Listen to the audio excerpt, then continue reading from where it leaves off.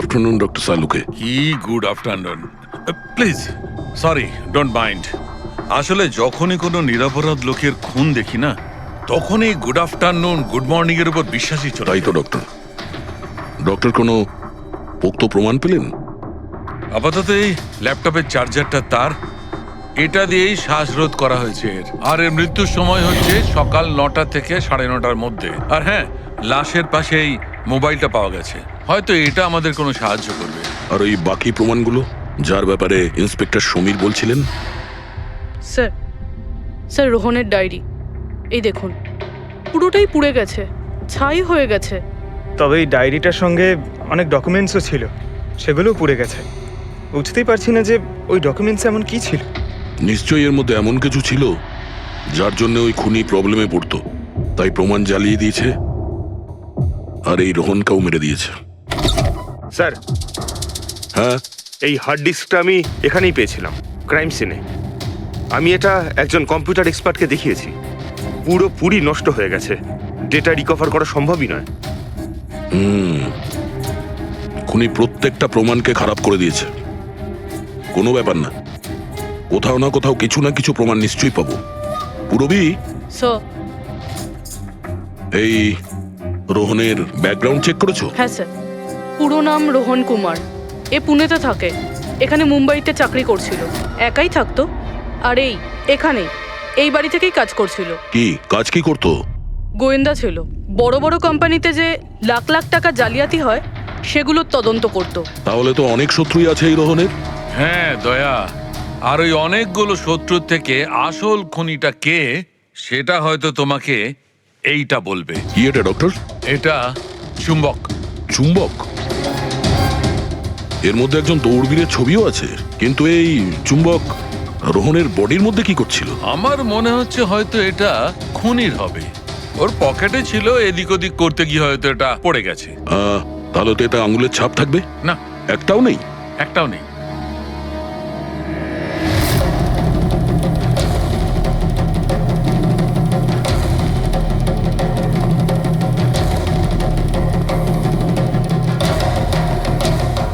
খুনি মনে হয় এখান থেকে এসছে। পুরবি, স্যার। এই রোহন এই মুহূর্তে কার জন্য কাজ করছিল?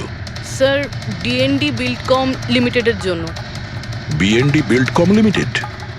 এটা তো ইঞ্জিনিয়ারিং আর কনস্ট্রাকশনের 1 নম্বর কোম্পানি শহরের। হ্যাঁ স্যার, এই দেখুন, এই ভাঙা হার্ড ডিস্কটার উপরেও ওই কোম্পানিটারই স্টিকার লাগানো রয়েছে। আর মারা যাওয়ার ঠিক আগে এই রোহন এই কোম্পানির সিইও মিস্টার হিতেশের সাথে ভিডিও কলে ছিল। আর স্যার, এই লোকাল পুলিশ স্টেশনেই হিতেশে কমপ্লেন করেছিল।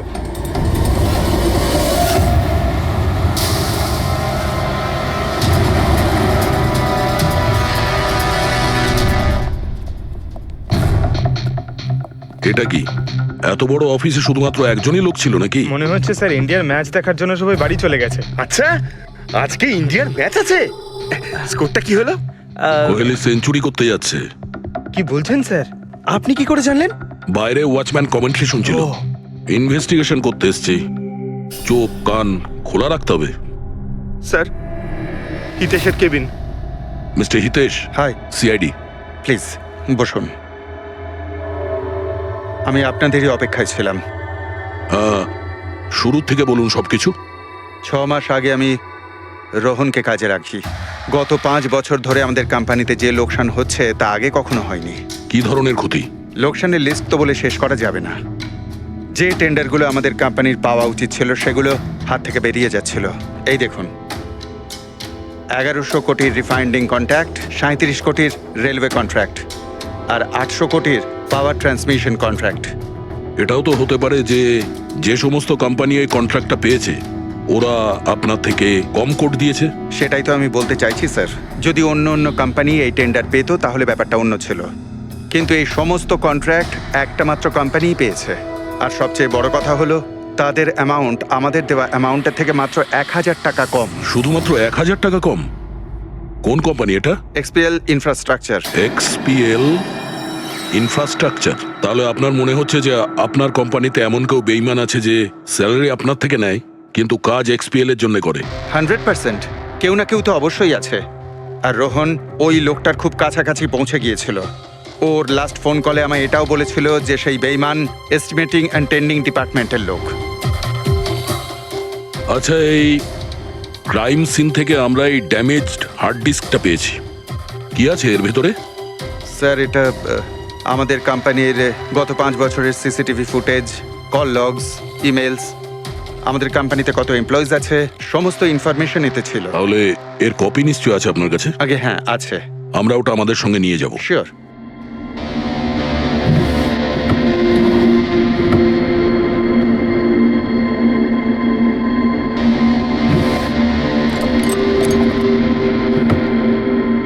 হয়তো হার্ড ডিস্কটা চুরি হয়ে গেছে। আমি এখানেই রেখেছিলাম হার্ড ডিস্কটা।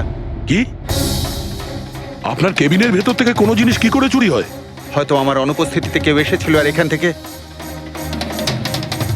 কিন্তু আপনার অফিসে সিসিটিভি ক্যামেরা লাগানো নেই কেন? কখনো দরকারই পড়েনি স্যার। প্রয়োজন বলে আসে না, এখন পড়লো তো প্রয়োজন। Sorry sir. আর হ্যাঁ মিস্টার হিতেশ, আপনার কোম্পানিতে যত এস্টিমেটিং আর টেন্ডারিং ডিপার্টমেন্ট আছে, যত লোক আছে, আমরা তাদের সঙ্গে কথা বলবো। স্যার, আজকে ওই ডিপার্টমেন্টের কোনো এমপ্লয়ি কাজে আসেনি। কেন? সবাইকে ছুটিতে গেছে?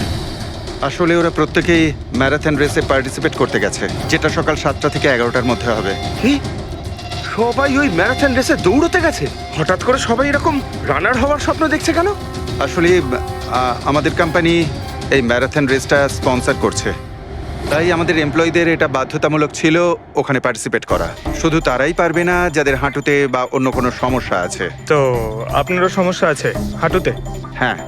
আচ্ছা আচ্ছা, এই ডিপার্টমেন্টে কতজন কাজ করে? 10 জন। আর এই 10 জনই ম্যারাথন রেসে গেছে? হ্যাঁ স্যার, যদি কেউ না যেত আমি অবশ্যই জানতে পারতাম স্যার। স্যার, হুম, যদি পুরো ডিপার্টমেন্টের সবাই ম্যারাথনে দৌড়চ্ছিল যখন রোহনের খুন হয়েছিল, তাহলে খুনটা করলো কে? হতে পারে ওই কন্ট্রাক্ট কিলার। এক মিনিট মিস্টার হিতেশ, আপনার কাছে এই ম্যারাথন রেসের কোনো ব্রোশিয়া, কোনো লেটার আছে? ইয়েস স্যার, আমি আনছি। কি হলো স্যার? চুম্বকে ওই দৌড়ানোর লোকটা, ম্যারাথন রেস, এক্ষুনি জানতে পারবো। এই নিন sir. Thank you. You are welcome sir. দেখেছো, এটাই হলো ওই চুম্বকের রহস্য। যেটা ক্রাইম সিনে পাওয়া গেছে সেটা ম্যারাথন রেসে। মানে স্যার, ও ম্যারাথন রেসে দৌড়চ্ছিল, রোহনকে খুন করার জন্য ও রেস ছেড়ে দিয়ে ওর বাড়ি চলে যায়? মনে তো হচ্ছে এইরকমই। স্যার, এই বিপ ম্যাগনেট জার্সির ওপর লাগানো হয়। সঞ্জু স্যারকে একটু বুঝিয়ে দাও। দেখুন স্যার, এই ম্যাগনেটটাকে এখানে এইভাবে লাগিয়ে দিতে হবে। সেম এরকমই আরেকটা নেওয়ার পরে জার্সির ভেতর থেকে আমরা নিয়ে নেব, আর এটাকে আমরা এইভাবে লাগিয়ে দেবো। সেম আরেকটা এইভাবে নিয়ে এটাকে নিয়ে আমরা এইভাবে লাগিয়ে দেবো, আর এটা এইভাবে লক হয়ে যায়। আগে আমরা সেফটি পিন ইউজ করতাম, কিন্তু 2-1 বার রানার্সের চোট লেগেছিল, তাই আমরা এই ম্যাগনেট টেকনিকটার ব্যবহার করছি। এই ম্যাগনেট আর রেসিং হুইপ আপনি সব প্রতিযোগীকেই দিয়েছিলেন? ইয়েস স্যার, সবাইকে জানিয়ে দেওয়া হয়েছিল, বলাও হয়েছিল রেস শেষ হয়ে যাওয়ার পরে সব ম্যাগনেটগুলোকে ফেরত দিয়ে দিতে। তাহলে কারা কারা এই ম্যাগনেট ফিরিয়ে দেয়নি? স্যার, অনেকেই দেয়নি, কেউ ফেলে দিয়েছিল, কেউ বা হারিয়ে ফেলেছিল, আর এক একজনের দায়িত্বও ছিল না যে জিনিসটাকে ফেরত দিতে হবে। একটা কথা তো শিওর, কেউ রেস মাঝপথে ছেড়ে দিয়েছিল, গিয়ে খুন করে আবার ফিরে এসেছে। কিন্তু স্যার, রেস তো অনেক লোকেই মাঝখানেই ছেড়ে দিয়েছিল, কিন্তু এটা কি করে জানা যাবে যে তাদের মধ্যে রোহনকে কে মেরেছে? ওই 10 জনের মধ্যেই কেউ হবে যারা ক্যান্টিন ডিপার্টমেন্ট আর এস্টিমেটিং ডিপার্টমেন্টে কাজ করছিল। কিন্তু স্যার, ওই 10 জনের মধ্যে রেস মাঝপথ থেকে ছেড়ে দিয়েছিল, এটা কিভাবে জানতে পারবো? জানা যেতে পারে স্যার। কি করে? স্যার, আমরা প্রত্যেকটা প্রতিযোগীর মাথায় গোপ্রো ক্যামেরা লাগিয়েছিলাম, আর সেটা থেকে জানা যেতে পারে কে মাঝপথে ছেড়ে দিয়েছিল। ওয়ান্ডারফুল।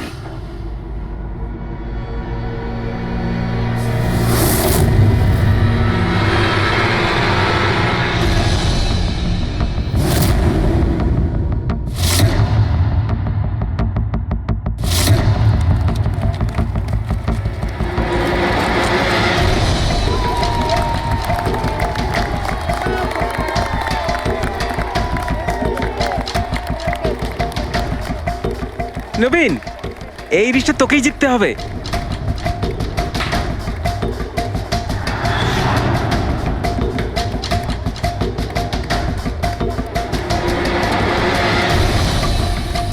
রান।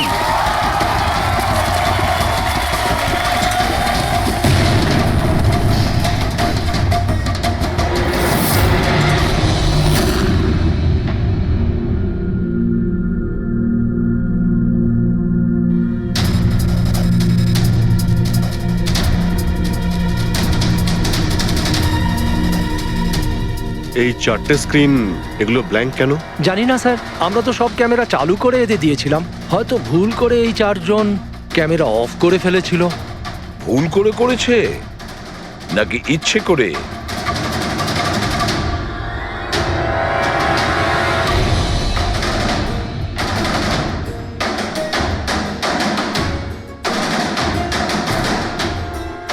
এদের মোটিভটা কি বুঝে উঠতে পারছি না। এরা কি করতে চাইছিল? কি কুনাল, একটা ক্যামেরা ভাঙা, একটা ক্যামেরায় মাটি লেগে আছে, এই চারটে ক্যামেরা ব্ল্যাঙ্ক, সেটা কেন? জানি না স্যার। ওইসব জানি নাটা নিয়ে বললে হবে না। এই সব কটা ক্যামেরা 10-এ 10 আমার চাই। স্যার, এই তিনটে ক্যামেরা একদম ঠিক ছিল স্যার। এমপ্লয় 1, এমপ্লয় 2 আর এমপ্লয় 3। তার মানে এই তিনটে ক্যামেরায় কোনো টেকনিক্যাল প্রবলেম ছিল না। কেউ ইচ্ছে করে ক্যামেরাগুলো বন্ধ করেছিল বা ভুল করেও করে থাকতে পারে, কিন্তু বলা যায় না। কিন্তু স্যার, এই চারটে ক্যামেরারই ফুটেজ একদম ঠিকঠাক স্যার। এমপ্লয়ি 4, 5, 6, 7। তাহলে এবার যাই প্রবলেম ক্যামেরাতে। সবার আগে প্রবলেম ক্যামেরা ছিল এই নবীনের, যার লেন্স ক্র্যাক হয়ে গেছিল। হতে পারে দৌড়তে দৌড়তে পড়ে গেছিল।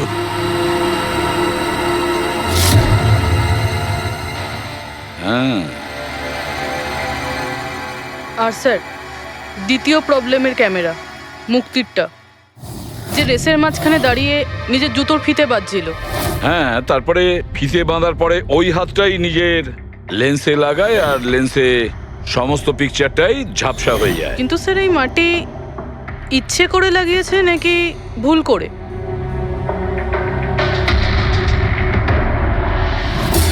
আরে 10টা লোকের তো 10টা গোপ্রো ক্যামেরা থাকা উচিত, এখানে তো দেখছি 9টা। গৌরবের ক্যামেরাটা কি হলো, সেটা কোথায়? স্যার, ওই ক্যামেরাটা হারিয়ে গেছে। গৌরব ওটা ফেরত দেয়নি। তাহলে স্যার এই গৌরবই খুনি, ওকে ধরে ফেলা উচিত। না পঙ্কজ, এইভাবে হয় না। হতে পারে গৌরব ক্যামেরাটা ফেরত দিতে ভুলে গেছে। আমাদের এটা ভাবতে হবে যে খুনি এই সময়টাই কেন বেছে নিল ম্যারাথন রেসের টাইমে খুন করার জন্য। ও তো চাইলে যে কোনো সময় খুন করতে পারতো, যে কোনো জায়গায় পারতো। হ্যাঁ, অ্যালিবাইয়ের জন্য স্যার, যাতে ধরা পড়লে খুনি বলতে পারে যে রোহনকে খুনের সময় ও তো ম্যারাথনে পার্টিসিপেট করেছিল। হ্যাঁ, সেই জন্য ও রেসেও পার্টিসিপেট করেছিল আর রেস কমপ্লিট করেছিল। তার মানে স্যার, রেসকে মাঝখান থেকে ছেড়ে ও চলে গেছিল, তারপরে গিয়ে খুন করলো, আর খুন করার পরে এসে রেস আবার শেষ করলো। এক্স্যাক্টলি। কিন্তু স্যার, এই ফুটেজ থেকে কিভাবে জানতে পারবো কে রেস ছেড়ে চলে গেছে, খুন করেছে, আবার রেস জয়েন করেছে? স্যার, এই ব্যাপারটা আপনি টাইমিং চিপ থেকে জানতে পারবেন। টাইমিং চিপটা আবার কি? আজকাল ম্যারাথন রেসে বিজেতা কে জানার জন্য RFIDর ব্যবহার করা হয়। RFID মানে রেডিও ফ্রিকোয়েন্সি আইডেন্টিফিকেশন। আগে হ্যাঁ। ও, এই টেকনিক থেকে একটা জিনিস জানা যেতে পারে যে একজন রানারের প্রত্যেকটা ল্যাব কমপ্লিট করতে কত সময় লেগেছে। RFID, radio frequency identification. Sir, এটাই হলো চিপ, আর এটা রেসের ম্যাট, আর এটাই RFID টেকনিকে চলে। দেখুন স্যার। ও, তার মানে রেস শুরু হতেই যখন কোনো রানার এটা ক্রস করে তখন এই টাইমিংটা ওই মুহূর্তে শুরু হয়ে যায়। একদম স্যার, অফিসের কার্ডের মতন স্যার। ঠিক আছে, এটা তো বুঝতে পারলাম, কিন্তু এটা কি জানতে পারা যাবে যে কেউ রেস মাঝপথে ছেড়ে দেয় আর পরে আবার এসে জয়েন করে? এরও উপায় আছে স্যার। স্যার, এই ম্যারাথন রেস 31 কিলোমিটারের হয়। এতে 4টে ভাগ, প্রথমটা 5, দ্বিতীয়টা 10, তৃতীয় 15, চতুর্থ 20। চতুর্থ পর্যায় থেকে ফিনিশিং লাইনের দূরত্ব কম করে 1 কিলোমিটার স্যার। তার মানে সব মিলিয়ে 6টা প্যাড, স্টার্টিং লাইনের প্রথম প্যাড আর ফিনিশিং লাইনের 6 নম্বর প্যাড। মাঝখানে 4টে থাকছে, 4টে ধাপ, 4টে প্যাড। যখন কোনো প্রতিযোগীর পা ওই প্যাডের মধ্যে পড়ে তখন আমরা বুঝতে পারি ওই রানার কত টাইমটা নিয়েছে। তাহলে কে রেস মাঝপথে ছেড়েছিল আর কে ছেড়ে যায়নি এটা জানা গেলে এটাও জানা যাবে যে একটা ধাপ থেকে আরেকটা ধাপে যাওয়ার সময় কোন রানারের সব থেকে বেশি সময় লেগেছিল। সবকটারই টাইমিংটা চেক করতে হবে। জানা তো যাবে সে কে যে মাঝপথে রেস ছেড়ে আবার জয়েন করেছে। পুরবি,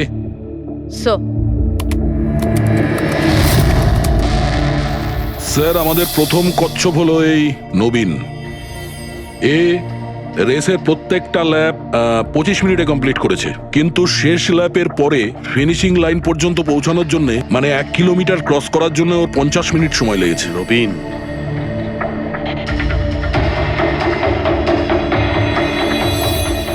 আর স্যার এই মুক্তি, এর টাইম তো রেকর্ডই হয়নি। 15 থেকে 20 কিলোমিটারের মাঝের ধাপ। তাহলে এ হলো দ্বিতীয় সাসপেক্ট।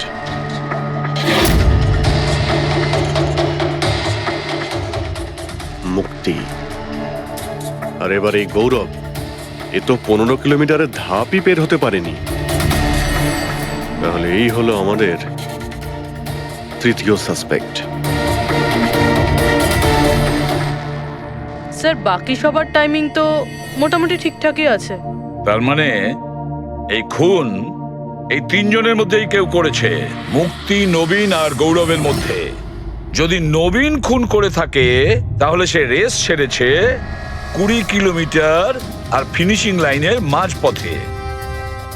হেড্রিক, পঙ্কজ, বাইক নিয়ে যাও, এবার স্পিডে যাবে ওই রুটেই।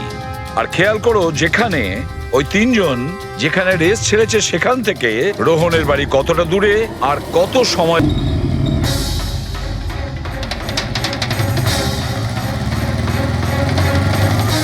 15 কিলোমিটারের মাঠ থেকে আসছি স্যার, এটা 10 কিলোমিটার। হ্যাঁ, মুক্তি বোধহয় এখানেই কোথাও দাঁড়িয়েছিল, 10 আর 15 কিলোমিটারের মার্কের মাঝখানে। এই আমি স্টপ ওয়াচটা অন করলাম আর আমি চললাম রোহনের বাড়ি। থাম পঙ্কজ, এই রাস্তাটা দিয়ে। এই রাস্তা দিয়ে? হ্যাঁ, এই রাস্তাটা। চলুন। আরে আস্তে চালা না। হ্যাঁ। আরে,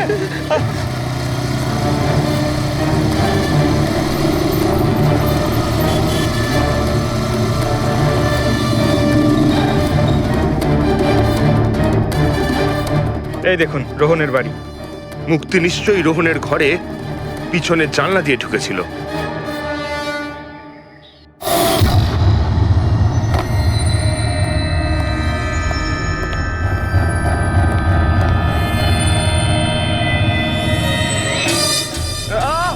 আরে অ্যাক্টিং করতে বলেছিলাম। থাম। মুক্তি রোহনকে খুন করার পর হয়তো সমস্ত তথ্য প্রমাণ পুড়িয়ে আবার দৌড়ে ফিরে গিয়েছিল ম্যারাথন শেষ করতে। চল আমরা আবার যাব সেই ম্যারাথনের ওখানে, 20 কিলোমিটারের মার্কটার কাছে।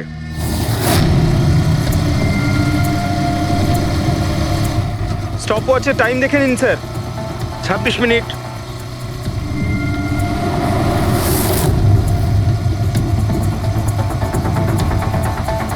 বাহ, আরে ব্যাস ব্যাস ব্যাস। এবার মুক্তি পৌঁছলো 20 কিলোমিটারের মার্কে পাক্কা 30 মিনিট পরে। আর তারপর এখান থেকেই হয়তো ও রেসটা শেষ করেছিল।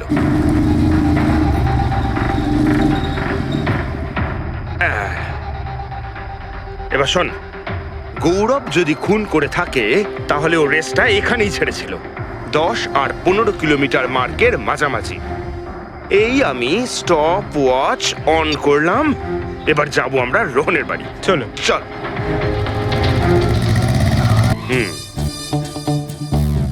হ্যাঁ, একদম পুরো বিশ্বাস আছে আমার। Excuse me. এই ছাড় ছাড় ছাড় ছাড়, আরে আরে আরে মরে যাবো তো।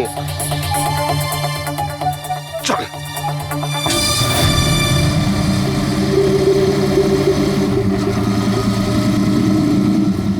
ব্যাস।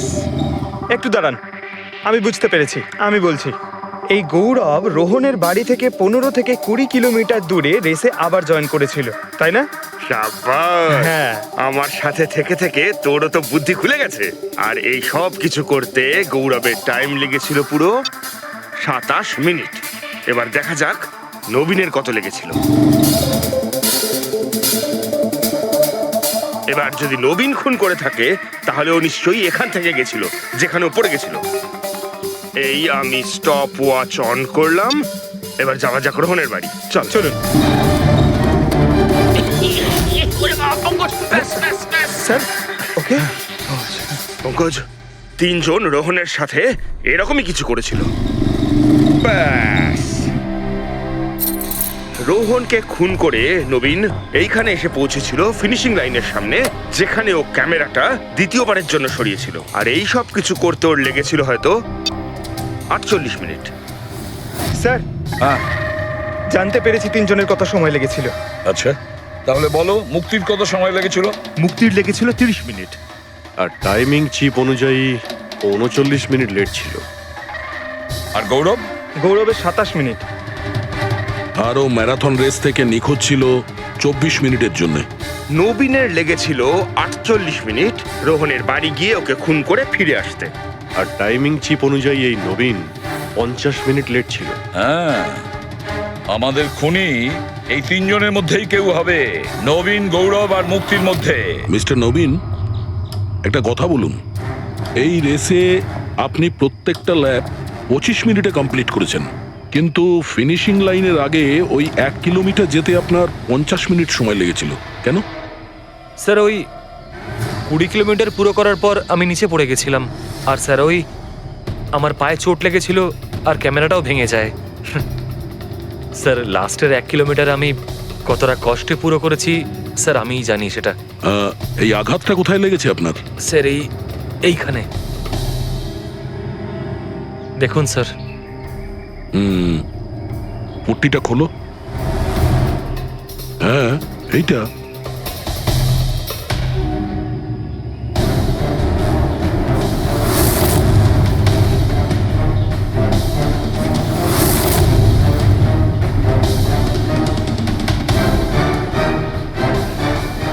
স্যার এবার আপনার বিশ্বাস হয়েছে যে আমি কোনো দোষ করিনি? নির্দোষ যদি হও এত ঘাবড়ে যাচ্ছ কেন? ঘাম হচ্ছে, অনেকটা নার্ভাস লাগছো তুমি। হ্যাঁ, মাটি কেন লাগিয়েছিলে ক্যামেরাতে? জানি না, ভুল করে লেগে গিয়েছিল। ভুল করে? 15 থেকে 20 কিলোমিটার ধাপও ভুল করে ছেড়ে দিয়েছিলে নাকি? আমি তো কোনো ধাপই ছাড়িনি, সমস্ত ধাপই পুরো করেছি। কিন্তু টাইমিং চিপ তো অন্য গল্প বলছে। টাইমিং চিপ খারাপও তো হতে পারে। আপনি একজন মেশিনের উপর বিশ্বাস করবেন নাকি একজন জীবন্ত মানুষের উপর? আচ্ছা, তোমার গোপ্রো ক্যামেরাটা কোথায় গেল? তুমি তো ওদের ওটা ফেরত দাওনি। ওটা তো হারিয়ে গেছে স্যার। হারিয়ে গেছে? কি করে হারিয়ে গেল ভাই? জানি না স্যার, ওই রেসের মাঝখানে হঠাৎ করে দেখলাম ক্যামেরাটা ছিলই না, জানি না কোথায় পড়ে গেছে। আচ্ছা, আর ওই 15 কিলোমিটারের ধাপটাও কি হারিয়ে গিয়েছিল? ওটাকে তো পার করনি তুমি। স্যার আমি পুরো রেস কমপ্লিট করেছি। মিথ্যে কথা বলবে না। রেসের মাঝে কোথায় গিয়েছিলে? কোথাও যায়নি স্যার, আমি তো পুরো রেস কমপ্লিট করেছি, কোথাও যায়নি স্যার। আচ্ছা, স্যার মনে হচ্ছে নবীনই, কারণ আমি যখন ওকে জিজ্ঞাসাবাদ করছিলাম তখন ওর মুখ একদম ফ্যাকাশে হয়ে গেছিল, হাত পা কাঁপছিল ওর। এই গৌরবও কম নয়। ও বললো জানি না কি করে ক্যামেরাটা হারিয়ে গেছে। আরে এত বড় একটা ক্যামেরা পড়ে গেলে সেটা কেউ জানতে পারবে না স্যার। বস, তোমার কথাটা ঠিকই, কিন্তু নবীনের একটু আঘাত লেগেছে না? হ্যাঁ স্যার, আঘাত তো ওর লেগেছে। স্যার আমার মনে হচ্ছে ও মিথ্যে কথা বলছে। স্যার আমার মনে হচ্ছে মুক্তি মিথ্যে বলছে। ও জেনে শুনেই ক্যামেরায় মাটি লাগিয়েছিল, কারণ নিশ্চয়ই এমন কিছু আছে যেটা ও আমাদের থেকে লুকোতে চাইছে। হ্যাঁ, এটাও হতে পারে, কারণ ক্যামেরায় যদি ভুল করে মাটি লেগে যেত তাহলে আরো সবার ক্যামেরাতে লাগতে পারতো ভুল করে। গোলমাল আছে এই 3 জনের মধ্যে, কোনো না কোনো গোলমাল তো নিশ্চয়ই আছে। খুনি এই 3 জনের মধ্যেই কেউ একজন। নবীন, আমাকে ওই জায়গাটা দেখাও যেখানে তুমি এক্স্যাক্টলি পড়েছিলে। কিভাবে পড়েছিলে? আসুন স্যার। কিন্তু স্যার আমার পায়ে খুব ব্যথা আছে, আপনি একটু সাহায্য করবেন আমাকে? নিশ্চয়ই নিশ্চয়ই, এসো।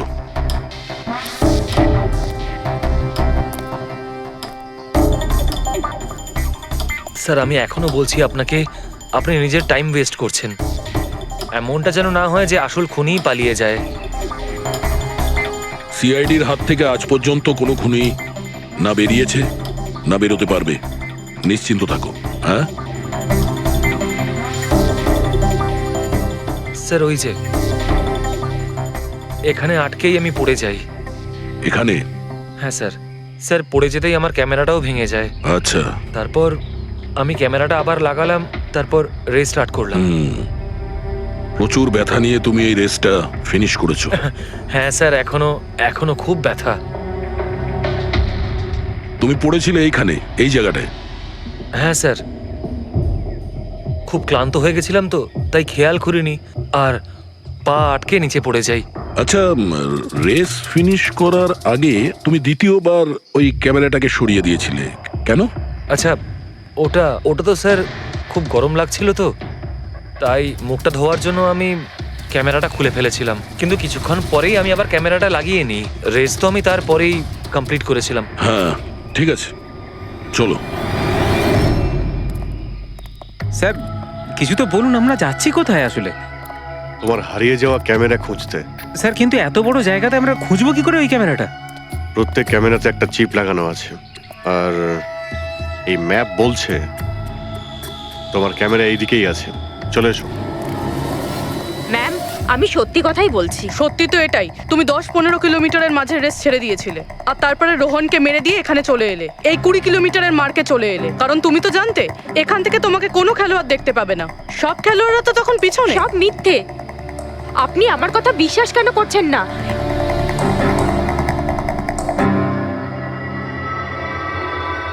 কি কি খুঁজছো? আমি কিছু তো না। কিছু আছে ওখানে? না, কিছু না। আচ্ছা, ওই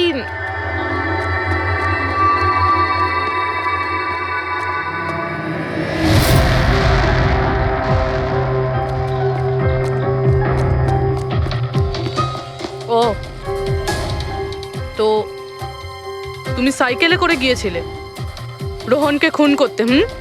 আমি সত্যিই জানি না যে এই সাইকেলটা কার। তাই এক্ষুনি সব জানা যাবে যখন তোমার আঙুলের ছাপ এই সাইকেলে পাওয়া যাবে। হ্যাঁ ম্যাম, প্লিজ। হ্যাঁ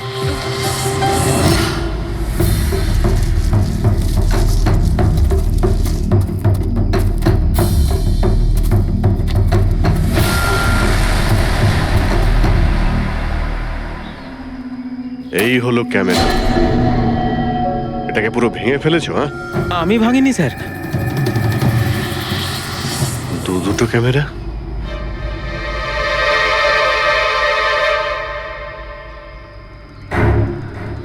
এই ক্যামেরাটা আবার কার?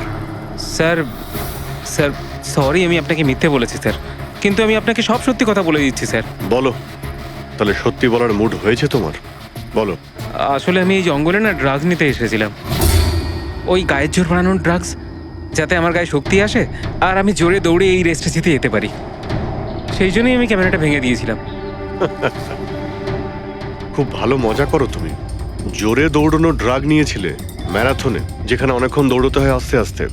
সেখানে জোরে দৌড়ানো ড্রাগের দরকার ছিল। মজা করছো? হ্যাঁ, এটা কার ক্যামেরা? আমি জানি না স্যার। কোনো ব্যাপার না, সব জানতে পেরে যাব। আমি অপরাধ করেছি, কিন্তু ওটা নয় যেটা আপনি ভাবছেন। আমি রোহনকে মারিনি। আমার দোষ শুধু এটুকুই যে আমি এই রেসটা জেতার জন্য একটু চালাকি করেছিলাম। বুঝলাম না, কি করেছো তুমি? আমি জানতাম না যে টাইমিং চিপ প্রত্যেক ধাপে রানারের টাইম নোট করবে। আমি ভেবেছিলাম শুধু রেসের প্রথমে আর শেষে টাইম ক্যালকুলেট হবে, আর তাই 10 কিলোমিটার পর্যন্ত এসে ক্যামেরায় মাটি লাগিয়ে দিয়েছিলাম আর ওখান থেকে সাইকেল নিয়েছিলাম।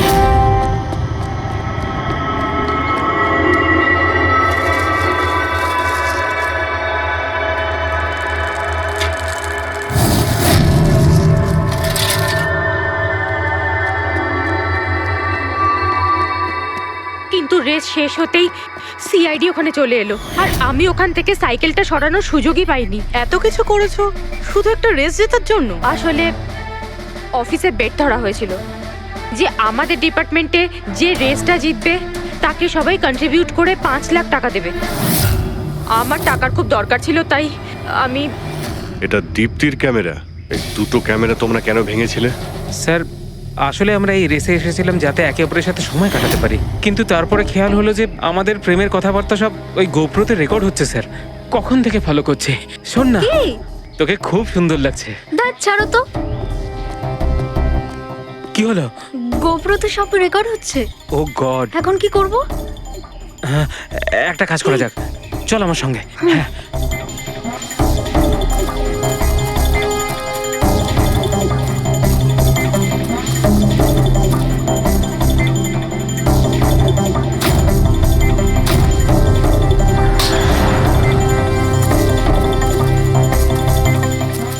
আরে তোমরা তো অদ্ভুত কাজ করেছো। আরে এতে তো কোনো সাউন্ড রেকর্ডই হয় না। তোমরা তো বোকার মতো কাজ করেছিলে। হয়তো কে দুটো ক্যামেরা ভেঙে দিয়েছো। কি স্যার, এতে কিছু রেকর্ড হয়নি? স্যার, নবীন তো আমাকে ওই জায়গাটা দেখিয়েছে যেখানে ও পড়েছিল, কিন্তু কেন জানি না আমার মনে হচ্ছে যে ও মিথ্যে কথাই বলছে। আরে মুক্তি, স্যার মুক্তি বলেছে যে ও সাইকেলের ব্যবহার করেছে রেস জেতার জন্য। স্যার হতে পারে ও মিথ্যে কথা বলছে, আর রোহনকে খুন ওই করেছে। আর গৌরব আর দীপ্তি, ওদের লাভ স্টোরির কি হলো? কতটা সত্যি? হ্যাঁ, ওরা সত্যি কথাই বলছে। ফোন রেকর্ডে দেখাচ্ছে দীপ্তি আর গৌরব প্রতিদিন 3-4 ঘন্টা করে নিজেদের মধ্যে কথা বলতো। স্যার একটা কাজ করি, আমরা আবার ম্যারাথন রেসের ফিনিশিং ভিডিওটা দেখি।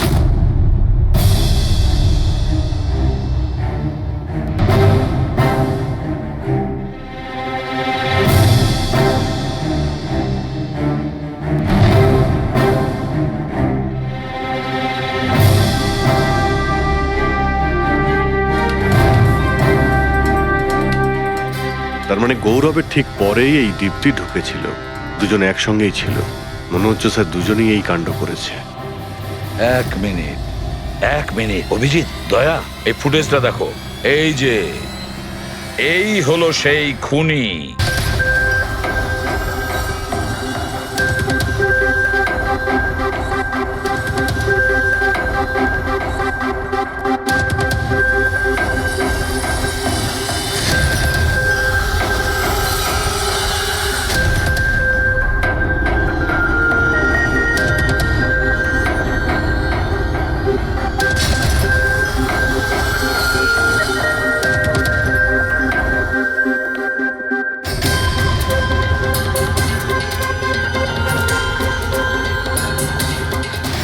স্যার, আমাদের এখানে কেন ডাকা হয়েছে? খুনির নাম বলবার জন্য।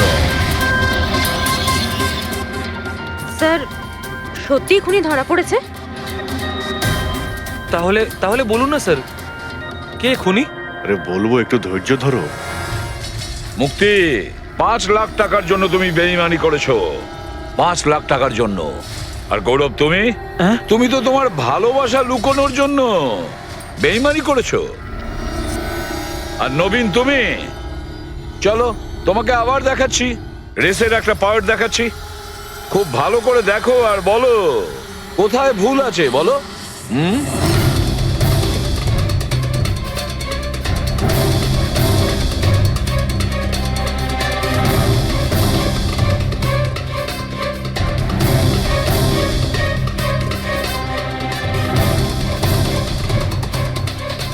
কিছুই তো নেই স্যার, সবই তো ঠিকই আছে। কোনো প্রবলেম নেই। তোমার মনে আছে তুমি বলেছিলে যে ক্যামেরাটা দ্বিতীয়বার যখন তুমি সরিয়েছিলে তারপরে তুমি মাথায় জল ঢেলেছিলে?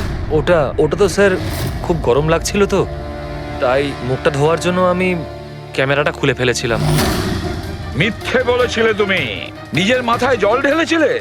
অথচ যখন ফিনিশিং লাইনে পৌঁছলে তখন তো তোমার ভেজা অবস্থায় থাকার কথা ছিল। কিন্তু এই ফুটেজে আমরা কি দেখতে পাচ্ছি? তুমি শুকনো অবস্থায় দৌড়চ্ছ। হয়তো জল শুকিয়ে গেছিল। বর্ষাকালে অত তাড়াতাড়ি জল শুকিয়ে গেল, অদ্ভুত ব্যাপার।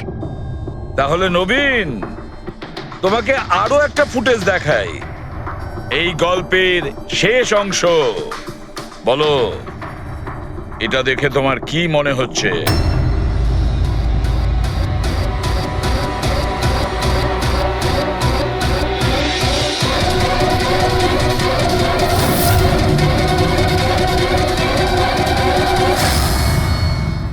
কি নবীন, এই ফুটেজে তোমার মুখটা কেমন চেঞ্জ চেঞ্জ লাগছে না? হ্যাঁ, অন্যরকম তো দেখাবেই, কারণ এই মুখটা নবীনের নয়, ওর ভাই প্রবীণের।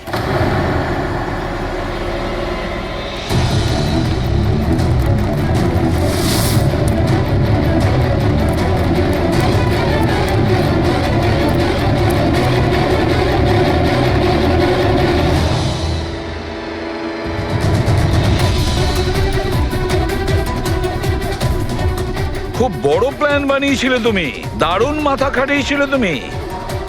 প্রথমে 3টে এমপ্লয়ির ক্যামেরা বন্ধ করে দিয়েছিলে,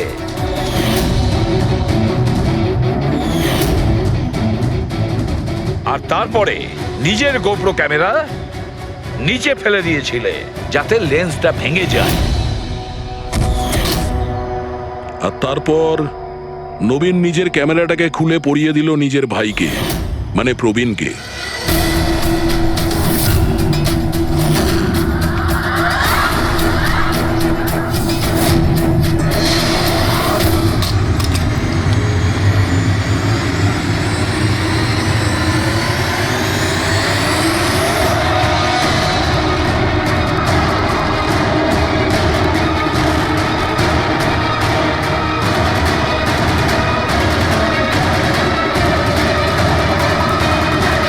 এই ক্যামেরা বদল করার সময় খুব একটা সময় ছিল না, তাই হতে পারে ওই টি শার্টে যখন কাগজটা লাগাচ্ছিল তখন সমস্ত ম্যাগনেটগুলো লাগায়নি, কিছু ম্যাগনেট নবীন নিজের পকেটে ভরে নিয়ে গেছিল।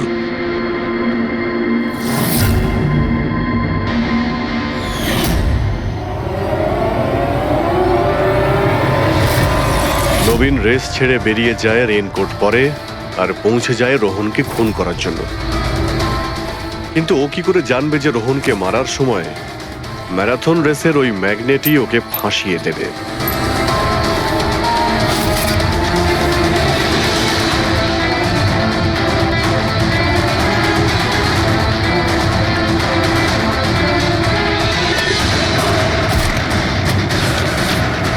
তারপর তুমি পুরো প্রমাণ নষ্ট করলে আর আবার এসে রেসে জয়েন করলে। ইচ্ছে করে নিজের পায়ে তুমি চোট লাগালে যাতে আমরা বিশ্বাস করি যে আঘাতটা সত্যি। আর তারপরে তুমি রেসটা ফিনিশ করো। তাহলে বলো। হ্যাঁ স্যার, আমি খুন করেছি রোহনকে। একদম একদম পারফেক্ট প্ল্যান ছিল, কিন্তু আমি কি করে জানবো যে আপনারা আমার থেকেও অনেক বুদ্ধিমান? প্রত্যেক অপরাধী এই ভুলটাই করে, কারণ তার মনে হয় যে সে আইনের চোখে ফাঁকি দিয়ে দেবে। এবারে বলো, ওকে কেন খুন করলে? তাড়াতাড়ি বলো। বিএনডি বিল্ডকনে হওয়া প্রত্যেকটা গন্ডগোলের পেছনে আমিই ছিলাম।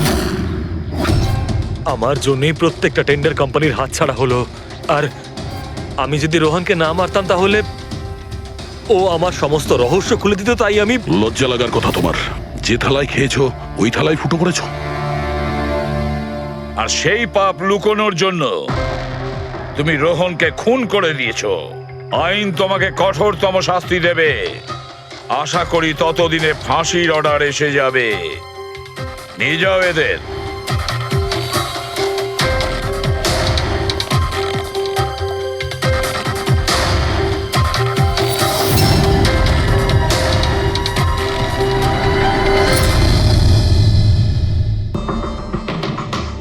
তিন চারবার আঘাত করেছে ছুরি দিয়ে।